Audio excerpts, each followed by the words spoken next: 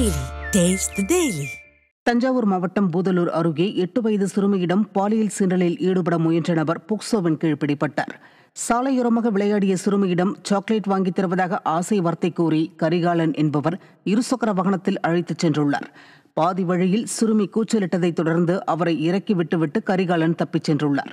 இது தொடர்பான புகாரின் பேரில் கரிகாலன் போக்சோ சட்டத்தின் கீழ் பிடிபட்டார். அப்பா ஸ்டாலின் ஆட்சியில் பச்சிலம் குழந்தைகள் முதல் பல்லு போன பாட்டி வரை பாலியல் தொல்லைக்கு ஆளாகும் அவல நிலை உள்ளதாக பொதுமக்கள் குற்றம் சாட்டியுள்ளனர். சேலம் மாவட்டம் பனமரத்துப்பட்டி அருகே 7 வயது சிறுமிக்கு பாலியல் தொல்லை கொடுத்த 78 வயது முதியவர் போக்சோவில் சிக்கினார். நாழிக்கல்பட்டி பகுதியில் தோட்டத்தில் பூ பறித்துக் கொண்டிருந்த சிறுமியை தனியாக அழைத்து ஜெயராமன் என்ற முதியவர் பாலியல் தொல்லை கொடுத்துள்ளார். இதையடுத்து சிறுமியின் பெற்றோர் ஜெயராமனை பிடித்து போலீசில் ஒப்படைத்ததில் அவர் மீது போக்சோ வழக்கு பாய்ந்தது.